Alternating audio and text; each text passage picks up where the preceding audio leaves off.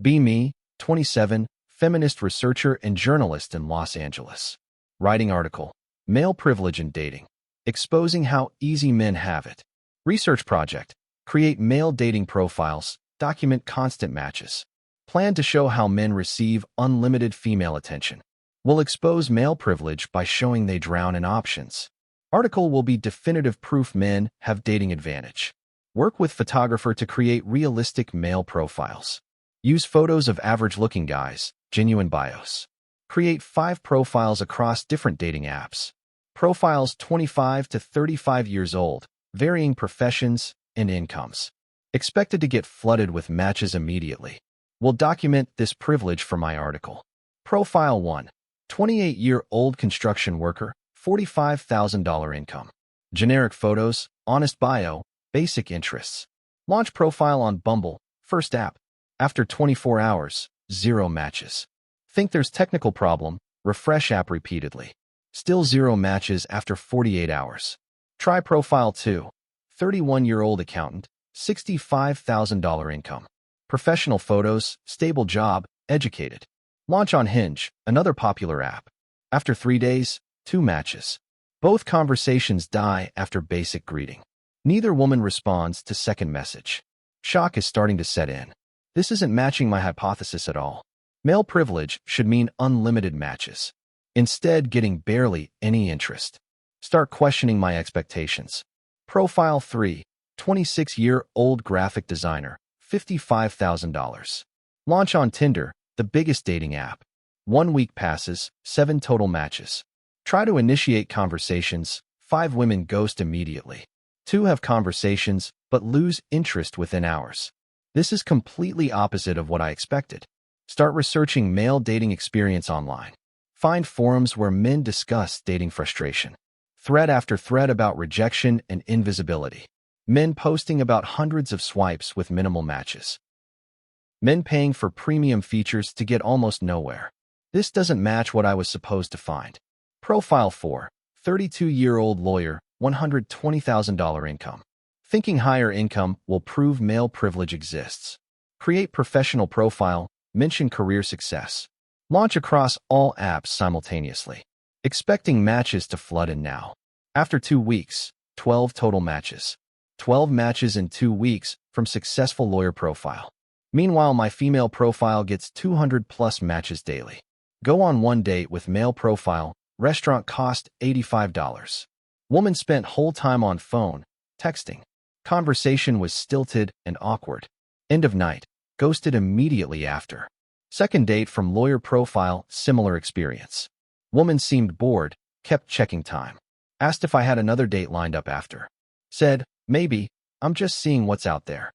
Like I was one option in catalog she was browsing. Felt disposable and rejected. Profile 5. 29-year-old entrepreneur, modest success, $70,000. This is final test to validate male privilege theory. Expecting to finally get flood of attention. Create profile with best photos from session. Launch on dating apps with optimistic expectations. Result, 6 matches in 1 month. 6 matches in 1 month for moderately successful guy. Meanwhile, my female profile gets 200+ in 1 day. Ratio is approximately 1 to 33. Women have 33x more matching success than men. This completely contradicts my entire research premise. Start reading messages men receive on dating apps. Women's profile gets, hey beautiful, wanna hang. Low effort, many don't respond, most are boring. But there's quantity. Male profiles get, near silence. Occasional match that immediately loses interest. No premium matches ever respond. Worst part, rejection feels personal. As a woman, I knew matches weren't guaranteed. But I expected male privilege would mean easy success. Experiencing nothing but rejection from my male profiles. Starting to realize I was completely wrong about male experience. Spend evening reading success rates across dating apps. Men average 0.88% match rate on Tinder. Women average 9.6% match rate. Men get maybe 1 date per month. Women get multiple date offers per week. This isn't privilege. This is brutal market failure for men. Start watching how women use dating apps. They're browsing, swiping, constantly trading up. looking for options rather than connections, matching with multiple men, seeing which is best, playing field, not genuine about connections, treating men like products in catalog. Actual male experience becomes clear. Get single match, try to start conversation. Woman takes hours to respond, very brief responses. Eventually just stops responding without explanation. No explanation, no courtesy, just ghosted. Happens repeatedly across all profiles and apps. One conversation particularly eye-opening. Male profile: "Hey, how's your day going?" Woman: "Good." No punctuation, very minimal. Male profile: "What are you up to?" Woman: "Nothing much, just relaxing." Long silence. Then male profile: "Want to get coffee sometime?" Woman: "Maybe, not sure." Never responds to further attempts to set up date. Calculate how much time I spent on this research. 30 days, 5 male profiles. Total combined matches, 27. Total dates from matches, 2. One date was disaster where woman ghosted. Other date woman seemed disinterested whole time. I saw 0 return interest from any woman. Compared to my female profile. 30 days, 1 female profile. Total matches, 6,000 plus. Dates offered, hundreds. Multiple dates per week if I wanted them. Men eager, enthusiastic, interested, planning dates. Complete 180 from male profile experience. Psychological impact of male profile rejection. Feeling genuinely worthless from constant lack of interest. Every swipe into silence is tiny rejection. Cumulative effect is devastating. After week of this, started feeling depressed. After 2 weeks, questioning self-worth entirely. After month, understood male pain on visceral level. Never realized how brutal rejection at scale feels. As woman, I could choose from options. Rejection wasn't common or painful. As man, I faced near total invisibility. No matches, no interest, no acknowledgement. Feels like being non-existent in dating market. Realize I've been completely wrong about male privilege. Men don't have unlimited options. Most men have almost no options. Top 20% of men get most of female attention. Bottom 80% get almost nothing. This isn't privilege, this is exclusion. Female privilege is invisible because we experience abundance. We can't imagine what male scarcity feels like. Easy to dismiss male dating struggles from position of endless options. Different world completely, separate universes. Women swiping through hundreds, men swiping into void. Read psychological research on male dating app experience. Rejection sensitivity issues among men using apps. Depression, anxiety, low self-esteem from constant rejection. Many men stop trying after months of failure. Some develop unhealthy coping mechanisms. Dating apps damaging male mental health at scale. My researcher objectivity breaking down completely. Started this project to expose male privilege. Instead, discovering male vulnerability and pain. Men aren't privileged in dating, they're invisible. Invisible to the point of mental health crisis. How did I not see this before? Week 4 of research, sitting alone in apartment. Scrolling through male dating profile messages.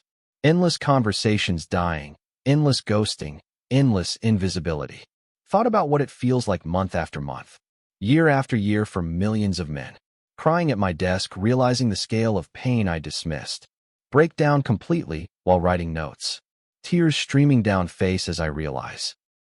I've been completely dismissive of male suffering. Called it privilege when it was actually devastation. Told men they should be grateful for attention, while they experienced systematic rejection and invisibility. Full sob for hours straight.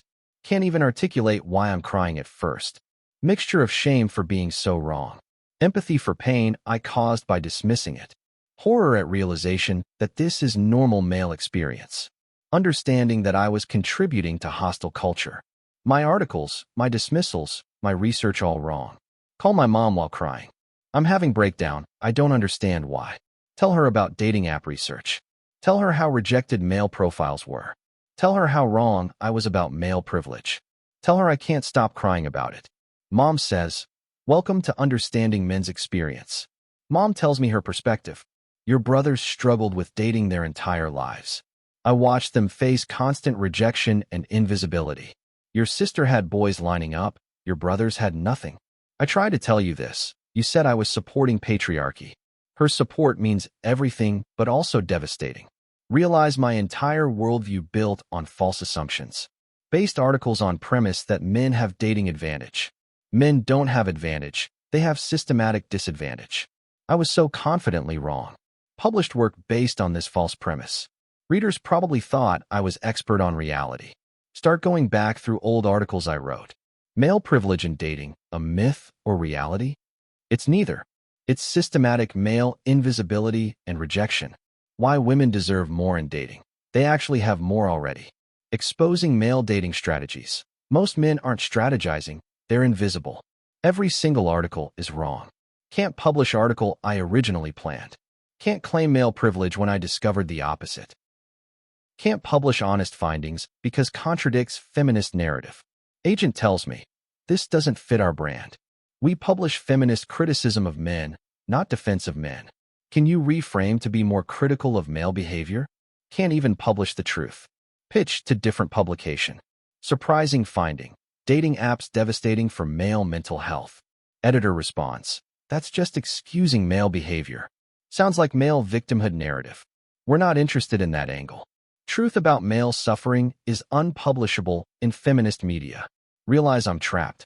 Can't publish honest findings in feminist media. Can't go back to believing male privilege myth. Can't unknow what I've learned through this research. Can't unsee the pain and invisibility of male experience. Stuck with knowledge that contradicts everything I built career on. Spend another week analyzing data more carefully. Male profiles, 27 matches in 30 days. Each average date costs $85 to $150, including app costs. Most men report paying for dates in heterosexual dating. So male profiles spend approximately $255 to $425 getting rejected. For one date that ended in ghosting. For second date where woman was disinterested. Calculate return on investment for male dating. Average man spends $2,000 plus annually on dating. Gets maybe 5 dates per year if lucky. Most dates don't result in relationships. Most date offers get rejected by women. Men investing massive time and money for minimal return. Compared to female investment. Women spend almost nothing on dating. Get unlimited date offers. Choose from abundance of options. Men pay, plan, initiate almost entirely. Men bearing financial burden while women choose. This is systematic female advantage, not male privilege. Read research on why men are opting out. Marriage rates down 60%, single men up significantly. Men choosing to avoid dating entirely. Can't blame them after seeing rejection data. Why spend $2,000 and face constant rejection? Easier to stay home, pursue hobbies, avoid pain. Realize my research contributed to this exodus. My articles telling women to have impossible standards. My media messaging that men need to do better. My dismissal of male struggles with dating. Contributed to environment where men feel unwanted. And increasingly choosing to remove themselves. Final breakdown moment reading male perspective. Man wrote, dating as average male feels like job rejection. Thousands of applications, tiny response rate. All rejections feel personal and cumulative. Eventually you stop applying. It's self-preservation. That's exactly what I observed in the data. Crying again at realization. I dismissed these men as entitled. Called them incels for expressing this pain. Said they needed to do the work on themselves. All while they were experiencing systematic, crushing rejection. My empathy was completely missing. What I've learned will destroy my career. Can't go back to feminist journalism if I'm honest. Can't publish findings in feminist outlets. Can't pretend male privilege exists when data says otherwise. Can't unsee what I've seen. Can't unknow what I've learned. Only honest thing to do is publish truth. Write about what male dating experience actually is. Document the data I collected. Explain why I was wrong. Apologize for dismissing male struggles. Accept career consequences. Start writing honest article. Title: I was wrong about male privilege in dating. Describe research, findings, emotional breakdown. Show data comparing male versus female matching success. Explain what male invisibility and rejection feels like. Acknowledge I contributed to hostile environment. Send to publications. Every rejection is same. This contradicts our editorial position. We can't publish criticism of women. This sounds like incel propaganda. Not interested in male victimhood narratives. No feminist publication will touch truth. Publish on Medium under my real name. Post is immediately attacked online. Called traitor to feminism. Called man-identified woman. You're being manipulated by incels. This is just excusing male behavior. No one wants to hear truth about male experience. My followers drop from 35K to 8K. Feminist organizations withdraw speaking invitations. Colleagues distance themselves. Agent drops me as client. Everything I built career on crumbles. All because I told the truth about what I found. But honestly, I had to. Couldn't keep lying about male dating experience. Couldn't keep publishing false narratives. Couldn't keep contributing to hatred of men. Had to follow data to truth, wherever it led. Even if truth destroyed everything. Contact men from forums I read during research. I'm sorry for dismissing your experiences. I was wrong about male privilege. Your struggles in dating are real and documented. Many don't believe me, think it's trick. Some grateful that someone finally acknowledged truth. Most suspicious of feminist admitting she was wrong. One man responds, "Too little, too late. You spent years telling us we were entitled. Now you're sorry when your research shows otherwise.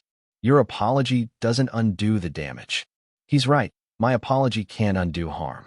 Another man, "Thank you for telling truth.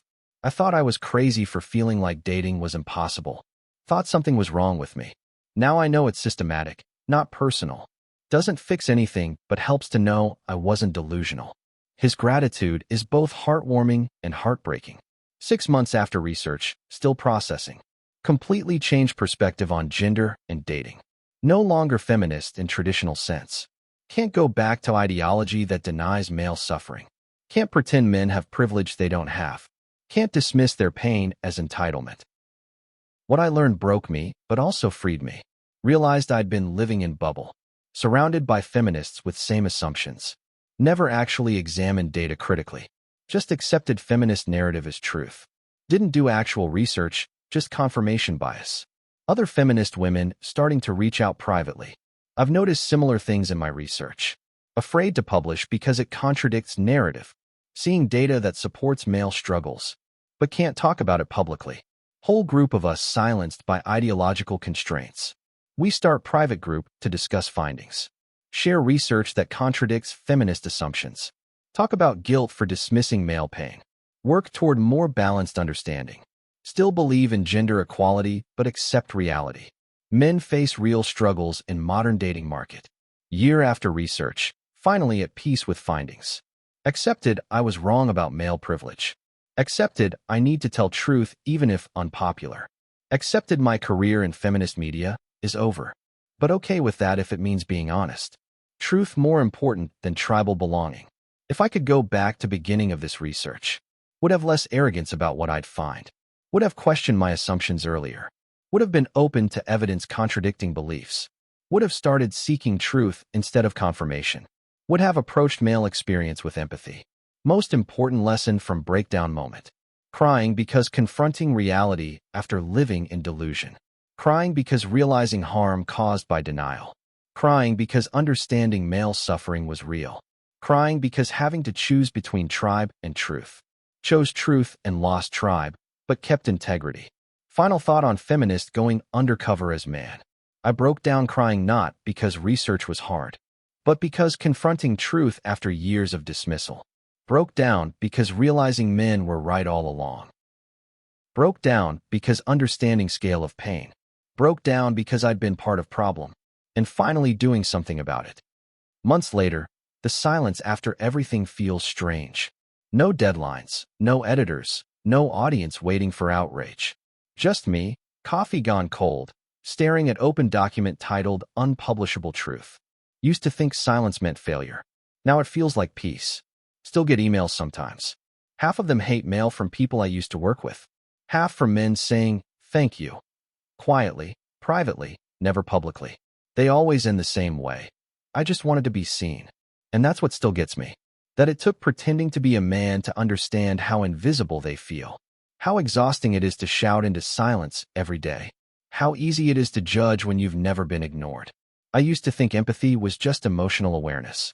Now I know it's perspective earned through humility. And humility doesn't come cheap. It costs you your certainty, your tribe, sometimes your identity. But maybe that's the price of truth. I still believe in equality, just not the kind built on denial. Equality isn't pretending pain is one-sided. It's acknowledging both sides hurt differently, but deeply. Some nights I reread my old drafts and cringe. The way I used to mock men for wanting affection. The way I assumed confidence was entitlement. Now I see it was just hope trying to survive ridicule. And maybe that's what I'm doing too, trying to rebuild hope from ruins. Not the old kind that blames or divides, but the quiet kind that listens first. I know I can't fix what I helped break, but maybe my story will make someone pause before repeating the same lie. Maybe the next journalist won't start with an agenda. Maybe the next woman won't confuse empathy for betrayal. Maybe some man scrolling through endless rejection will read this. And remember, he's not invisible, just unseen by people not ready to look. And maybe that's where change starts. Not in hashtags or outrage, but in one person finally deciding to see another for what they really are, human.